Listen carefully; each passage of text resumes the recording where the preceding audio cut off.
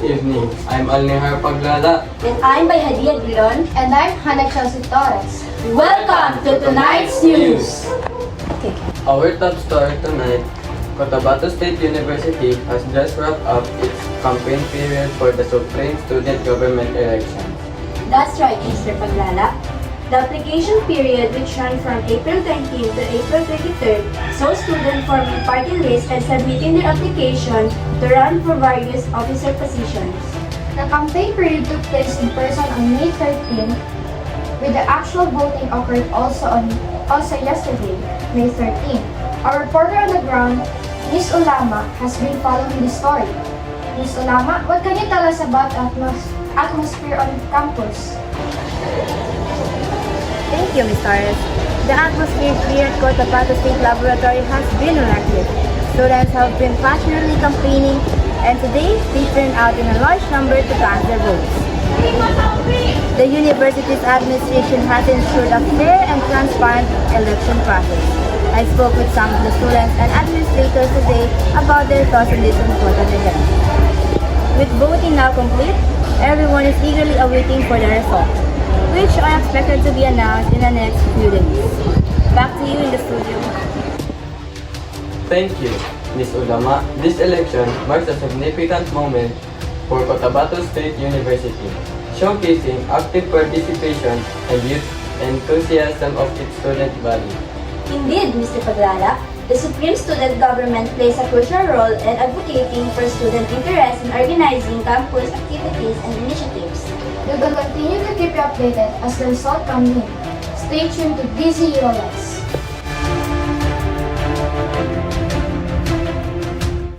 Our next story tonight, we remember that Mutang Tagal, the late Senate President, and his significant contributions to parliamentary reforms in Malaysia. Datuk Mutan Tagal was a distinguished leader known for his unwavering dedication to reforming the parliamentary system. His efforts were recognized and praised by Datuk Seri Anwar Ibrahim, a key figure in Malaysian politics. For more on this, we go live to our reporter, Ms. Langeban, who's covering the story. Ms. Langeban, what can you tell us about Datuk Mutang's legacy? Thank you, Ms. Torres. Datuk Mutang Tagal's legacy is one of the profound impact and lasting influence on Malaysia's political landscape. As the Senate President, he was a staunch advocate for parliamentary reforms aimed at enhancing transparency, accountability, and efficiency within the parliamentary framework. Mutang's vision was to strengthen democratic principles and promote good governance. His reforms sought to empower the legislative body to better serve the interests of the people and uphold the values of democracy. Datuk Seri Anwar Ibrahim highlighted these contributions, emphasizing how Mutang's dedication has reshaped the way governance is conducted in the country. Through his leadership, Mutang inspired a renewed sense of civic engagement and political participation among citizens. His legacy encourages Malaysians to actively contribute to the democratic process and hold their representatives accountable. These contributions continue to shape conversations and initiatives aimed at further improving the parliamentary system for the benefit of the nation and its citizens. Back to you in the studio. Thank you, Ms. Langeban. Datuk Mutang Tagal's legacy as a reformist leader is indeed a testament to his commitment to enhancing Malaysia's parliamentary system. His efforts have undoubtedly had a lasting impact, fostering a political environment where transparency and accountability are paramount. We'll continue to follow this story and bring you more updates on the ongoing influence of Datuk Mutang Tagal's work. Stay tuned to DZULS for all the latest news.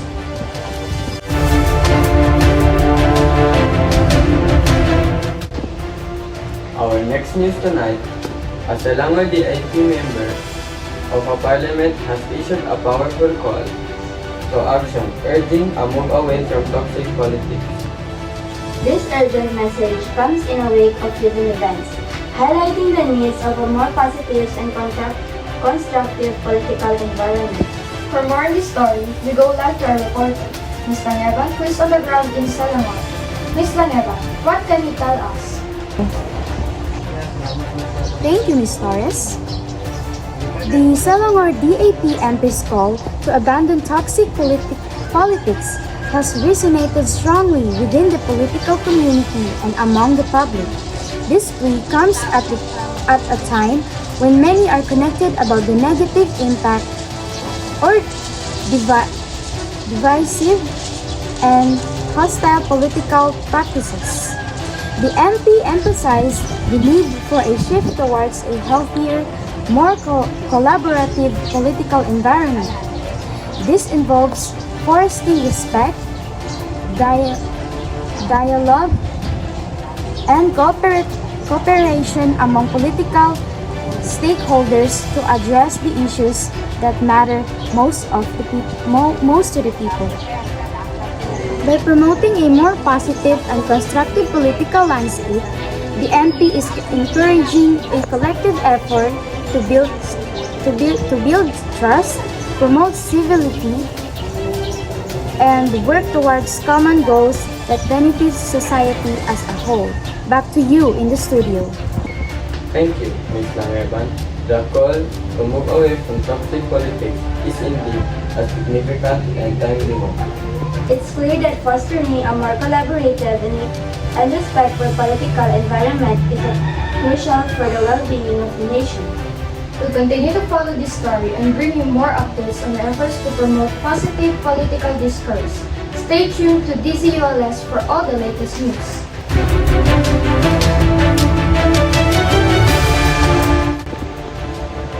Another news for this day, Cotabato is alive with vibrant colors and rich traditions as the Barmaa Festival takes center stage, showcasing region's beauty and diversity. The annual Burmaa Festival highlights the unique blend of tradition from various ethnic groups in Cotabato, offering a mesmerizing glimpse into the city cultural tapestry. For more on this, we go live to our reporter, Ms. Abdul Ghani and Ms. Tilendo, who is at the heart of the festival in Cotabato City. Ms. Abdul Ghani and Ms. Tilendo, what can you tell us about this year's celebration? Good afternoon. I'm Bartanaida Tilendo, joined by Ms. Abdul Ghani, reporting live from Cotabato State University, where the much-anticipated Burmaa Parade is about to begin. Excitement is building as spectators gather eagerly, awaiting the performers and community members coming together. That's right, Ms. Tilendo. It's a beautiful day here and can feel the energy in the air as people fill the field to celebrate. As we wait for the parade to arrive, let's talk about the theme of this year's Burmaa event. What is the theme, Harshit? The theme of this year's Burmaa is empowering sports for stronger united Bangsamoro. The theme suggests by investing in sports and providing opportunities and development, it can contribute to building the community. The theme for this year's Burmaa is empowering sports for stronger united Bangsamoro. The theme suggests by investing in sports and providing opportunities and development, it can contribute to cultivating unity and strengthening the Bangsamoro community. That is a good theme, Ms. Abdul Ghani. Let's talk to some of the people here and see what they are looking forward to the most. And here comes a parade round the corner and making its way to the designated area. What are you most excited for this year's Burmaa? Kita po yung mga iba't ibang performance sa mga iba't ibang What are you looking forward to most in today's event in Burmaa? Looking forward to the action that will get into this. Thank you, Ms. Abdul Ghani and Ms. Tilendo. The Barmaa Festival is indeed a testament to enduring spirit of unity and pride in Cotabato City's heritage.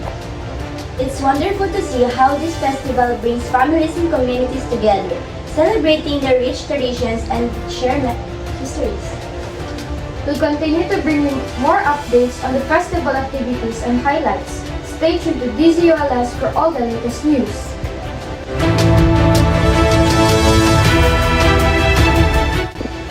Another story tonight, a woman was apprehended at a grocery store in Barangay Rosary Heights 7 for attempting to steal a large quantity of powdered juice.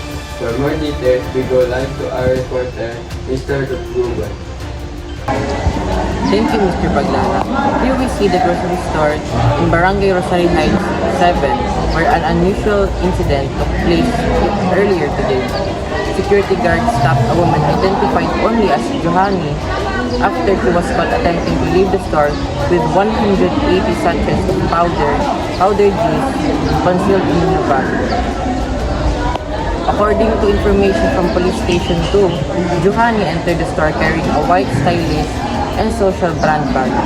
As with all customers, she passed through security upon entry. Surveillance footage shows Johanny placing numerous sachets of powdered juice worth approximately 3,000 pesos into her bag before attempting to exit the store. Johanny was stopped by security guards just as he was about to leave. The guards noticed the suspicious activity on the CCTV and intervened promptly. Johanny was detained and handed over to Police Station 2, where she now faces charges of theft.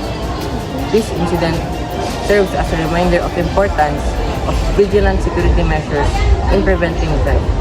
Johanny's case is currently being processed by the authorities. Thank you, Mr. Ruben. We'll keep you updated as more information becomes available. This incident highlights ongoing challenges faced by retail establishments in preventing theft and ensuring safety of their inventory.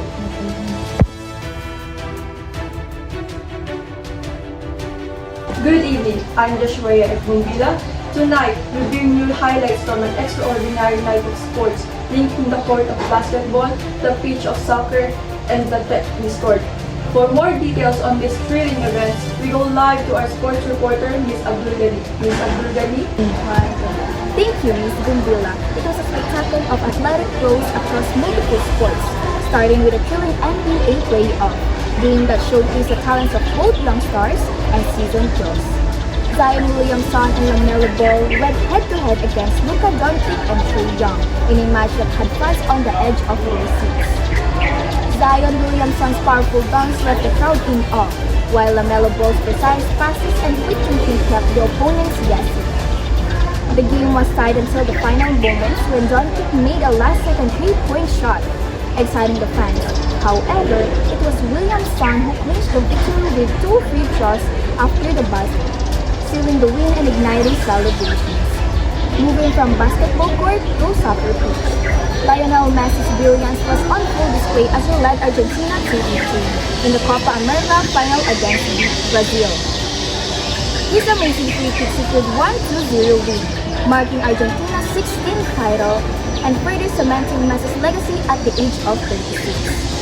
Messi thanked the loyal fans and asserted his place as one of soccer's greats, highlighting his enduring genius. Lastly, over in Paris, Rafael Nadal added another chapter to his storied career by winning the French Open. His first Grand Slam victory since returning from injury. Nadal faced Alexander Zverev in an epic final, ultimately securing his 14th Roland Garros title. Nadal, who has never lost a French Open final, continues to showcase his unmatched skills on day. With Nadal's history clean, the focus now turns to a promising grass season, where fans eagerly anticipate more displays of his invincible manner.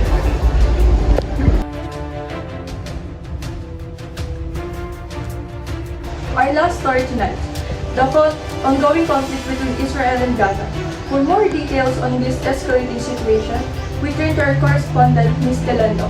Ms. Telendo, what can you tell us? Thank you, Ms. Gumbila. The situation in Gaza has reached a critical point as violence continues to escalate between Israel and Hamas. It all began when militant groups led by Hamas initiated a sudden attack on Israel on October 7, breaking down the security barrier and launching attacks on towns and villages. According to reports, the casualties on both sides have been devastating. Over 1,000 Israelis and foreign nationals, including civilians and security personnel, have been killed in the attack. Meanwhile, Gaza, perceived as the world's largest open-air zone, has faced relentless bombing from Israel, targeting residential areas, churches, hospitals, and civilian infrastructure. The Gaza Health Ministry reports that tens of thousands of Palestinians, including minors, have been killed or injured, with thousands more missing under the rubble. The ongoing conflict has plunged Gaza into a humanitarian crisis, devastating its health, power, communication, food, and education systems. The conflict shows no signs of abating, with both sides vowing to continue their attacks. The international community has called an immediate ceasefire to prevent further loss of life and suffering. However, the violence persists, with its civilians bearing the brunt of the devastation. Thank you, Ms. Telendo. For that report, the situation in Gaza is dire, with innocent civilians caught in the crossfire of this conflict. We'll continue to monitor the situation and provide updates as they become available.